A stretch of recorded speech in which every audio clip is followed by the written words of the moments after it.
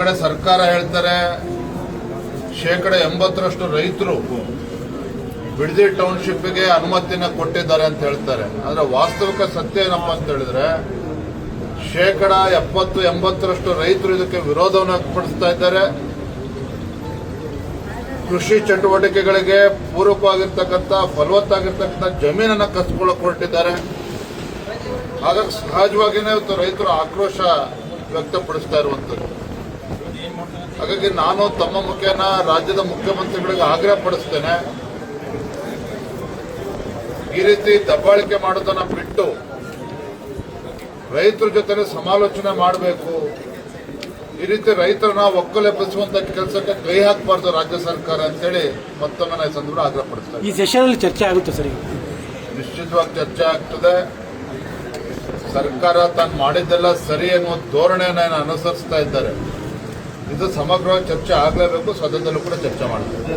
ಮುಖ್ಯವಾಗಿ ಬಿಜೆಪಿ ಸಕ್ರಿಯವಾಗಿ ಈ ಒಂದು ಹೋರಾಟದಲ್ಲಿ ಹಿಡಿತಾ ಇಲ್ಲ ಅನ್ನೋದು ಆ ಥರ ಏನಿಲ್ಲ. ನಾವು ಕೂಡ ಅದಕ್ಕೆ ಭೇಟಿಯನ್ನು ಕೊಟ್ಟಿದ್ದೇವೆ. ಒಂದು ಕಡೆ SIR ಕೂಡ ನಡೀತಾ ಇದೆ. ಮತ್ತೆ ಗೃಹಲಕ್ಷ್ಮಿ ಅದನ್ನು ಕೂಡ ನಾವು ಹೋರಾಟವನ್ನು ತೆಗೆದುಕೊಳ್ಬೇಕು. ಬಿಡದಿರ್ತಕ್ಕಂಥ ರೈತರು ಎಲ್ಲೇ ಇದ್ರೂ ಕೂಡ ರೈತರ ಪರವಾಗಿ ಧ್ವನಿ ಎತ್ತಬೇಕಾಗಿರ್ತಕ್ಕಂಥ ನಮ್ಮ ಕರ್ತವ್ಯ ಕೂಡ ಇದೆ. ಅದನ್ನು ಮಾಡ್ತಾ ಇದ್ದೇವೆ. ಹೋರಾಟವನ್ನು ಕೂಡ ರೂಪಿಸ್ತೇವೆ. ನಿಮ್ಮ ಪಾರ್ಟಿಯಲ್ಲಿ ಅಡ್ಡ ಮತದಾನ ಗೊಂದಲ ಮುಕ್ತಾಯ ಆಯ್ತು ಸರ್? ಎಲ್ಲ ಮುಕ್ತಾಯ ಆಗಿದೆ ಸರ್. ಈಗ DVS ಅವ್ರದ್ದೊಂದು ಆಡಿಯೋ ಬಂದಿತ್ತು, ಅದಕ್ಕೇನು ಸ್ಪಷ್ಟೀಕರಣ? ಸ್ವತಃ DV ಸದಾನಂದ ಗೌಡ್ರೆ ಹಿರಿಯರು ಅವರೇ ಹೇಳಿಕೆಯನ್ನು ಕೊಟ್ಟಿದ್ದಾರೆ. ಅದು ನನ್ನ ವಾಯ್ಸ್ ರೆಕಾರ್ಡಿಂಗ್ ಅಲ್ಲ ಅನ್ನೋ ಮಾತನ್ನು ಅವರೇ ಸ್ಪಷ್ಟಪಡಿಸಿದ್ದಾರೆ. ಅಲ್ಲ, ಏನಕ್ಕೆ ನಿಮ್ಮ ಪಾರ್ಟಿಯಲ್ಲಿ ಈ ಥರ ಗೊಂದಲಗಳು? ಧ್ವನಿ ಅವ್ರದೇ ಇಲ್ಲ ಅಂತ ಹೇಳಿದ್ರೆ ಅದ್ರ ಬಗ್ಗೆ ಅಲ್ಲ, ಅದ್ರ ಜೊತೆಗೆ ಪರಸ್ಪರವಾದಂಥ ವಾಗ್ದಾಳಿಗಳು ಕೂಡ ಇದಾವೆ. ನೀವೀಗ ವಿಶ್ವನಾಥ್ ಅವರು, ಸದಾನಂದ ಗೌಡರು ಎಲ್ಲರೂ ಕೂಡ ವಾಗ್ದಾಳಿ. ವಿಶ್ವನಾಥ್ ಅವರ ಹತ್ರ ಮೊನ್ನೆನೂ ಕೂಡ ಮಾತನಾಡಾಗಿದೆ.